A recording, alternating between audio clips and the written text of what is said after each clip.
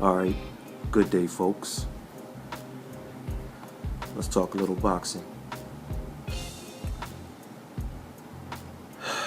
I have to wonder if people are really, truly these days, boxing fans, or if they're just premier boxing fans, or what's the case.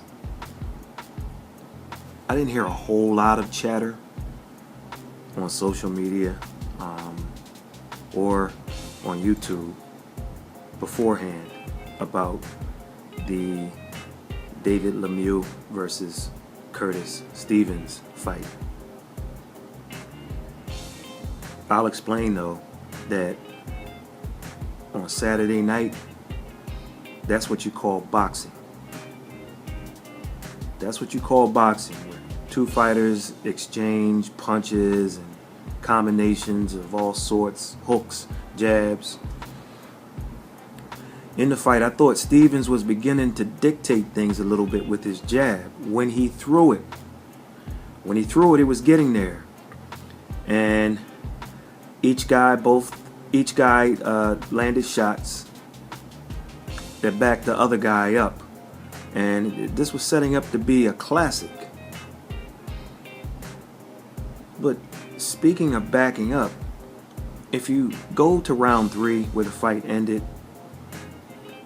it's not as if David LEMIEUX was doing something big to force Curtis Stevens to the ropes. Excuse me. Stevens almost voluntarily kind of maneuvered himself there to the ropes. And they say don't hook with a hooker. And Curtis Stevens has a great hook, great left hook. However, in this case, he was throwing his left hook off the ropes. And funny thing is, he actually landed his at the same time that LEMIEUX did his hook. Watch the replays. It's just that David LEMIEUX's hook had more force behind it, and he caught Stevens clean and knocked him out cold. He was out before he hit the canvas. Now, Curtis Stevens' mother was there, and I know it was a helpless feeling for her seeing her baby out cold on the canvas, only a few feet away, and you can't hold him in your arms and try to get him to snap out of it. She was. They put the camera on her a few times, and she was in shock. So, because a young lady sent me a text and was like, well, she's not crying, or she was in shock. And I was in shock. I've seen Stevens take some shots, but not go down like that. So fortunately, the cerebral assassin, as they call him, is good. He sent a tweet out acknowledging as much and saying that he'll be back. And my message to him is no need to say, you'll be back, Curtis, because you didn't go anywhere. And what I mean by that is I didn't exactly see anyone eager to fight either one of these guys. And I always say Golovkin has trouble getting big fights. But his past opponents are having equal amounts of trouble getting big fights with some big names. So what do you do in that case? Well, you try to fight each other. That's what you do. Have Stevens, LEMIEUX, Matthew Macklin, Martin Murray, or Willie Monroe Jr. been in with anyone of note since they fought Golovkin? The answer is no. And the reason is twofold. Excuse me. First of all, guys are scared that they won't do as well as Golovkin did with these fighters that he's already beaten. But more importantly, they know that they might even go in and lose to one of these guys and then kill their credibility as far as saying, okay, I want Golovkin. Well, that's how boxing looks at it these days. A loss, while it hurts, it doesn't eliminate you from the opportunity at the main guy, but I understand their thoughts. So what do? They stay away from guys he's beaten as well as him. Won't say any names, but you know who they are. So I mean, think about Saul Canelo Alvarez when he was looking for an opponent before choosing the guy Liam Smith. Remember how much Monroe Jr.'s name kept floating around? Well, think about it. You really think Monroe Jr. was seriously being considered? The answer is no. Why? Well, he has a style like Erislandy Lara. He has a style like Austin Trout that would kind of make Canelo look bad. And he's a lefty on top of that, just like both of them. So think about it. Liam Smith was the wiser choice. Speaking of that, I know I've been promising a Canelo versus a JC Superstar Jr. breakdown. It's coming. I promise. But speaking of Chavez Jr., has anyone seen the picture of Chavez Jr. while he was hitting the heavy bag? It's not a video. It's actually a picture. And I might have to redo my pick a little bit, change some things. Now, I know it's still a picture, but I mean, they had him listed at 182 pounds at that point. And when you look at the other pictures, they look okay. But it's that one shot of him hitting the heavy bag, that picture. I mean, the guy looks like he's about 6'1" and about 148 pounds. I mean, it doesn't look right. I'm going to see if I can find the link and just put it at the bottom of this video. But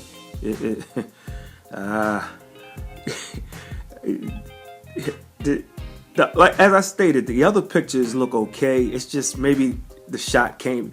You know, you get to want to take one of those pictures at the right moment, or in this case, at the wrong moment, and you're like, what am I looking at? Check it out. As a matter of fact, I'll search for it and I'll put it at the bottom. And if I don't, and you respond and you don't see it, it's going to be a fightnews.com link. Just remind me, and I'll add it later if I forget.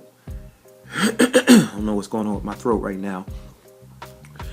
On Friday night, Claressa T-Rex Shields won the NABF Middleweight Championship with a 4th round stoppage of Silvia Zabadish.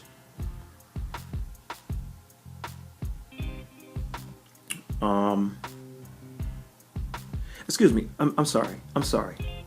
Silvia Zabadosh. Excuse me. Goodness. Silvia Zabadosh. And I tell you what. Before the fight, Shields talked about setting the tone early with a big right hand to kind of try to let Zabadosh know what's what. And sure enough, she came out and landed a right hand bomb. And she landed many more right hand bombs after that. But the punch opponents better be concerned about is that left hook. It's a David Lemieux left hook. It's a Curtis Stevens left hook. It's a T-Rex target finder for sure. So congratulations to Claressa T-Rex Shields for winning the NABF Middleweight Championship. Now, Claressa's a two-time Olympic Olympic champion, and as I stated, now in the professional ranks, the NABF champion.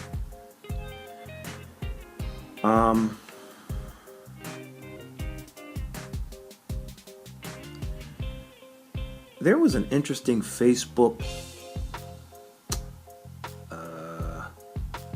can't call it a war of words. I won't even call it a Facebook beef. Let's just say that I think it was a very nice mix of opinions and a friendly debate of words between the two-time Olympic champion and Tori Shonuff Nelson, a multi-time world champion in the professional ranks. So I didn't know what Tori meant by multi-time champion. And then someone posted a picture of her with like 10 belts surrounding her. I'll kind of leave the picture on the video. I mean, she had one around her waist, 2 in the left arm, 2 in the right arm, and then 5 of them on the floor by her feet. I don't know when she won those, but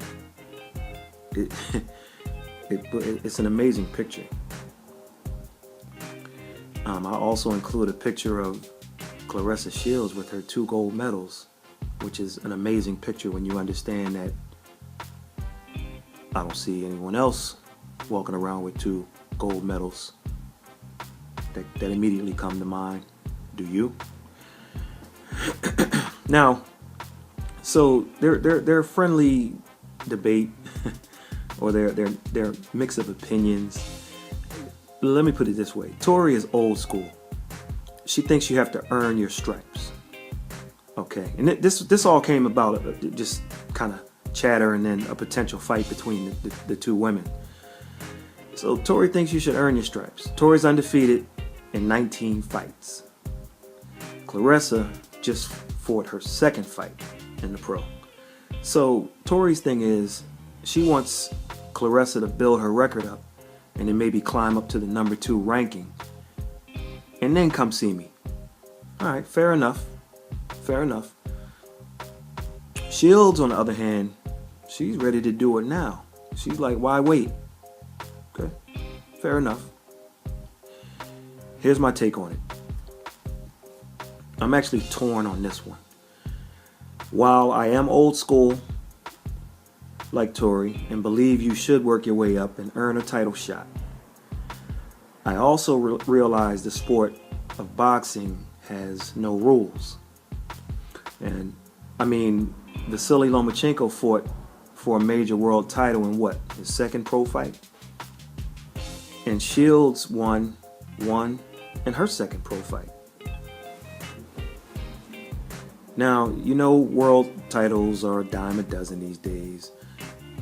However, in women's boxing, I don't know what's considered a major and what's considered a minor title. Now, I know that there was this WBC something women's title.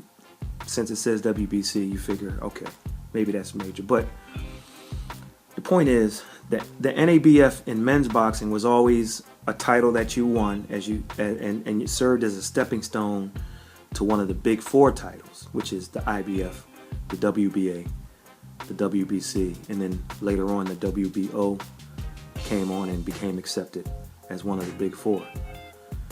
Nevertheless, the NABF is a good accomplishment, especially if we're talking someone's 2nd fight.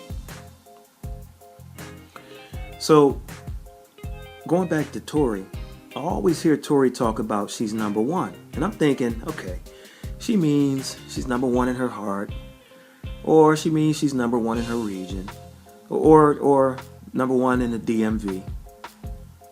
That's DC, Maryland, and Virginia, for those of you that don't know. So then I go to BoxRec the other day and I was shocked. Tori is number 1 in the world. I'm sitting here like, wow. And I tell you why I'm shocked a little later. So then I look for Claressa's name in the middleweight rankings, and I couldn't find it. I mean, super middleweight, I'm sorry. And Tori fights in the super middleweight rankings. So I go in the super middleweight rankings and don't see it. I'm like, okay. So then I went 1 weight class up because Claressa looked huge on television. She wasn't there. So then I went one weight class down to middleweight, and sure enough, there she was. She's rated number 9. Now hear me out. I've seen Tori fight live about 4 times, so I know her size pretty well, or at least I think I do. Now I know the old adage that TV adds 5 to 10 pounds, but in this case it must be true, because on TV I truly thought Claressa was one weight class above Tori. But as it turns out, Tori, who I've never seen on the tube but only live, is a weight class higher than Claressa was last night. Now, I'll say this, in Claressa's pro debut, I believe she was at a weight more comparable to Tori. I believe she may have been super middleweight at that point. And so when you look at Claressa, she has that edge. She's got that edge to herself. I mean, and while her confidence and bravado might irk some people, I get the idea she doesn't care. Her attitude is more like, when you look from the outside in, you look at me a certain way. But until you live my life, lived in my shoes, you won't understand why I am who I am and why I act the way that I act. So, there you have it. But she truly has an edge. She's got this edge. And it serves her well in this sport, for sure. But when I say Claressa has that edge, I'm talking about she's got that edge inside the ring and outside of it. You just get the feeling that a lot has gone on in her life, and that the ring is her dominion, where she can become a Picasso and paint her life story on an opponent's face. As a matter of fact, being a Flintstone and coming from Flint, Michigan, I know she probably had a lot going on outside the ring.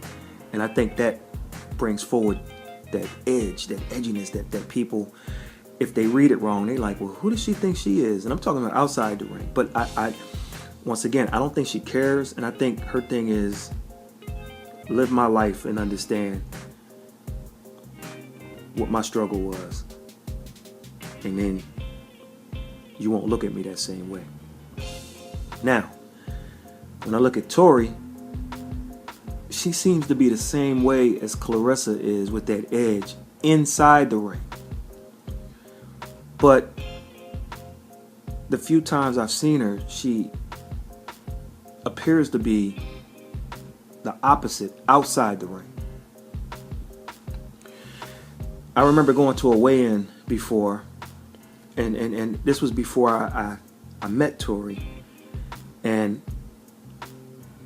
so it was in this room, this large room, and all the fighters, men and women, were kind of all gathered around, just waiting for the commission to come in with the scales and the doctor and blood pressure and all that other stuff. So they were running late. So everybody's there, and you didn't know who.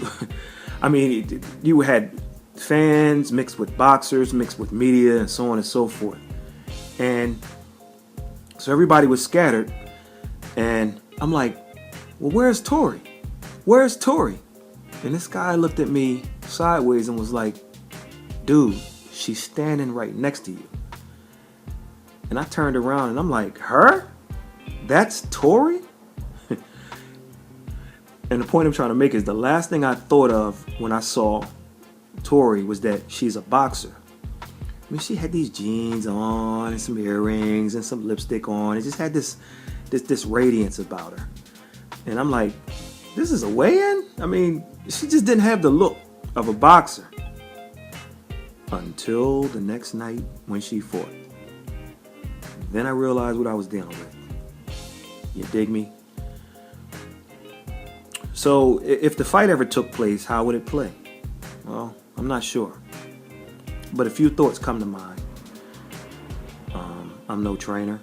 I'm certainly not an expert. And neither is anyone else. So don't judge me for what I'm about to say. But this is what I see on the surface. Now, one thing I disagree with Tori about is when the fight should happen. I think she should get the fight with Claressa sooner than later for a few reasons, which I'll list in a second. The first thing that would have to happen, though, is these women should be paid handsomely for this fight. You're talking about the most celebrated Olympian in women's boxing history, if not boxing history, going up against the #1 rated and undefeated person or boxer in her weight class.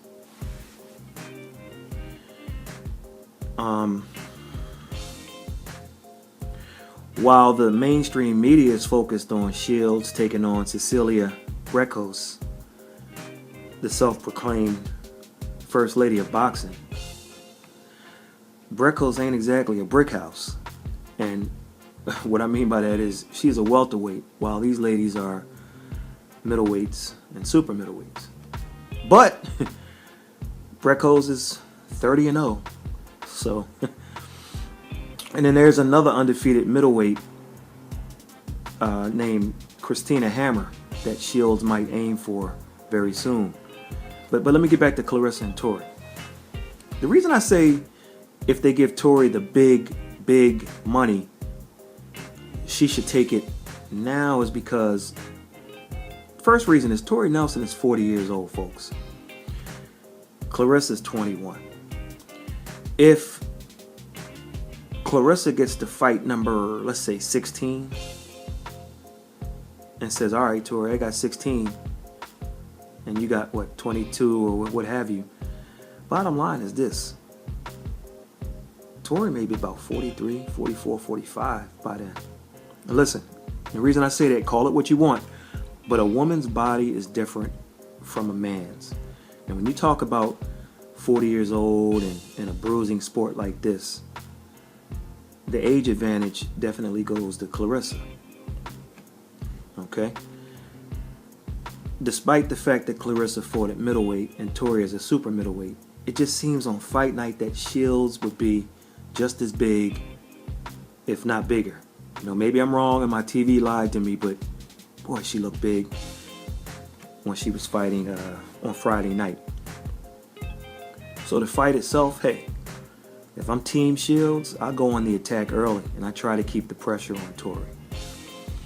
Because of youth being a big advantage here, I try to attack the body and head and plan for a distance fight, hoping that Nelson would break down over the distance as the rounds go on. The key is aggression and trying to methodically break Nelson down over the rounds, using my younger legs and my activity.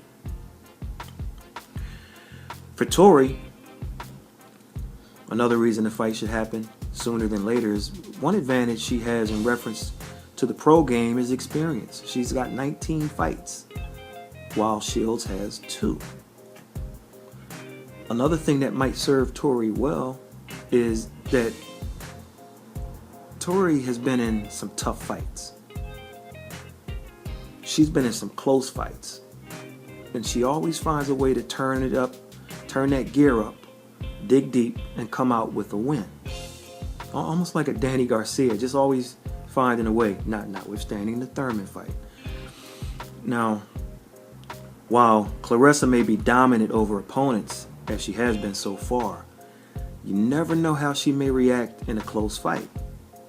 But we know how Nelson will react because she's been in a few of those, quite a few. So,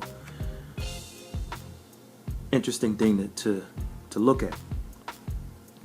For Tori, the game plan would be about 2 things: distance and timing. So what she needs to do is find her range and start going to work. she has to get her distance down early. But more than likely, she's going to have to weather a big early storm to be able to do that, because my thinking is Shields will come out and just be ultra aggressive. If Tori can survive that storm, then timing will be the next thing. While Claressa is going to throw big Tyson-like shots, some of them hooks. When you throw a hook, your arm goes wide. When you throw a looping right hand, your arm goes wide. What Tori needs to do is time the right hand, or time the hook, and then throw the right hand straight down the pipe in between Claressa's wider shots. In order to do that, Tori would have to sit down and really let the shots go when she does this.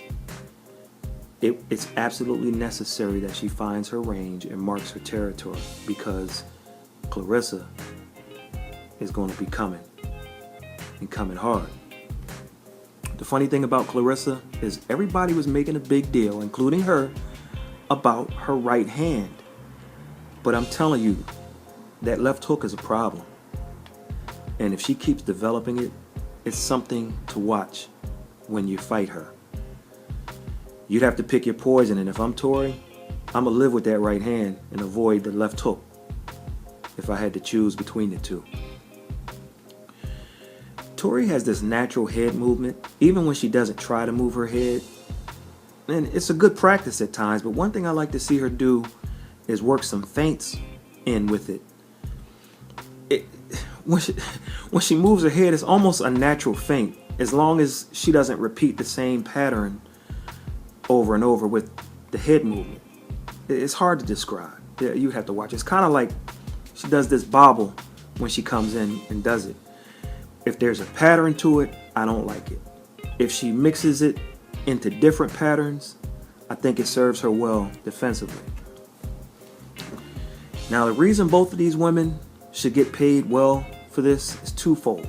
For Shields, this is a high-risk, low-reward fight, because Tori is a good fighter, but she's not on the mainstream boxing machine's radar.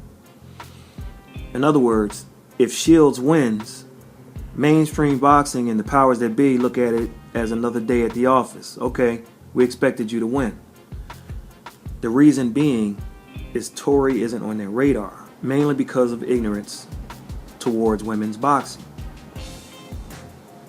If you ask, in other words, if you go up to, let's say, Showtime, HBO, ESPN, if you go to any announcing teams, any journalists, and say, who's the number one rated super middleweight in the world, they're going to be like, they're not going to know. And so this is what happens. The reason that Claressa is mainstream, well, shit. I mean, she won 2 gold medals. I mean, listen. Tell me someone else who did that. And when you get the name, come see me. On the flip side, for Tori, the reason why she should get paid is this is a high-risk, high-reward fight. If she wins, she's on the cover of Ring magazine, and it's like a Holyfield or a Buster Douglas beating Tyson type of thing. Then Tori's on easy street. She can, for lack of a better term, she can pimp boxing into giving her crazy money for a rematch. Or she can threaten to walk and say, hey, you don't pay me this number right here, you're not going to see the rematch. It's a nice fight. I like to see it. Especially if we can mix a Burkos or a Hammer on the card too. Mix in Amanda Serrano, Heather Hardy, Shelly Vincent, Tyresia, a.k.a. Tyresia Douglas. So, to the powers that be out there, put the money up for a big night of women's boxing and market it. Market it well so you can get the viewership. I think the ticket sales will be fine. Absolutely. The women, based on who they are, will sell tickets, but market it. Market it so that when it comes on TV, everybody's watching and it gets good ratings. I went to a fight card. I'm not sure if Tori Nelson was. I know Douglas was on. Yeah, she was actually. And the 3 women's fights were the main events. Okay? And everybody that walked out of the arena said, you know what? The 3 best fights of the night were the 3 last fights you showed.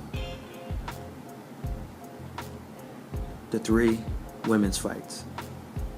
Because they went at it. They mixed it up. And they fought the way you should. And the same thing for that Showtime card the other night. The best fight was the last fight. And I tell you, they made us wait. Claressa, you need to talk to Showtime and tell them no more quadruple headers with you headlining. Give me 2 fights and then you.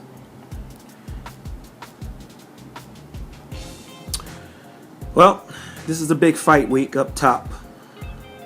When I say up top, I'm talking about New York, New Jersey area, folks. That's the East Coast term we use, at least above the Mason-Dixon line. On Friday, Top Rank has a card in New York City featuring Ireland's Olympic medalist, Irish Michael Conlan, making his professional debut. And also Alex El Cholo Saucedo. Now, Conlan is from Belfast. When you think of Belfast, think the Jackal, Carl Frampton. And I got a couple of pictures. I guess I'll add them to the video. A couple of pictures showing Conlan arriving at the airport in New York and throwing the old Irish middle fingers up at the world. So he appears to be ready for his pro debut. And it's going to be a busy weekend for Abel Sanchez, as he'll be training Saucedo on Friday before he steps into the ring to train Gennady Golovkin for his bout with Daniel Jacobs. And speaking about Golovkin-Jacobs, they had the 7-day weigh-in the other day, and both guys are on par. Golovkin was 162 pounds, so he's only 2 pounds over the welterweight limit. The middleweight limit. And in his last fight, he was at 163 pounds or so at the same time for Kell Brook. Jacobs is 167.8 pounds. So he's about 7.5 or so pounds away from weight. Now, for the 30-day weigh-in, Triple G was 165.1 and the Miracle Man was 174.8. 174.8. In comparison, David Lemieux was 175.8 at his 30-day weigh-in for Golovkin, and he was 167.6 at 7 days out. Kell Brook, he was 176 at 30 days and 167.8 7 days out. Marco Antonio Rubio, he was 174.5 30 days out, and then 167.5 at the 7-day mark. So Jacobs is, he's on par. He's on par.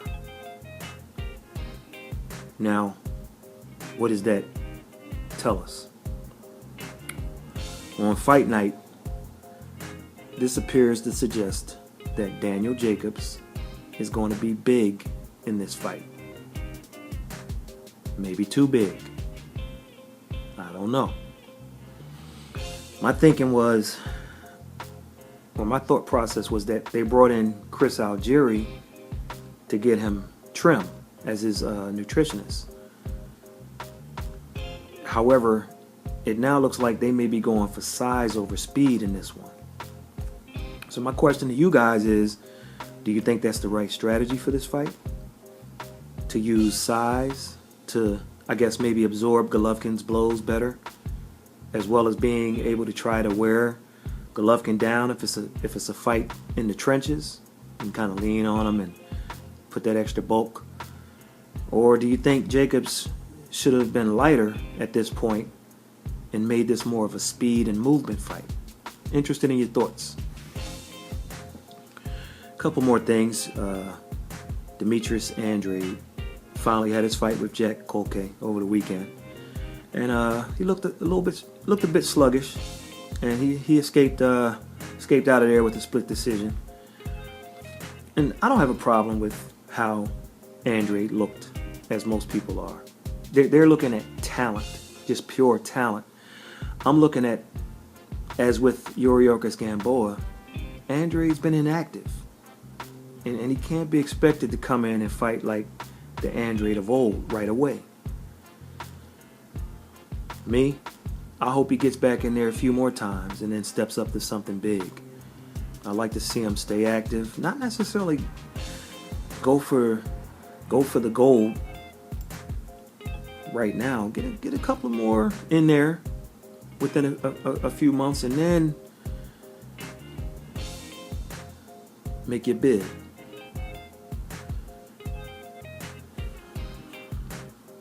I'm going to try to get Amir Mansour before his big fight this week. I hope I didn't wait a day or two too late to reach back out to him. I'm going to try to get him. And also going to get another kid named Austin Dulé. He's a kid that's 8-0 with 6 knockouts who fights in Tennessee this Friday. Another St. Patrick's Day get together. So hopefully I can get those two, Amir Mansour and Austin Dulé.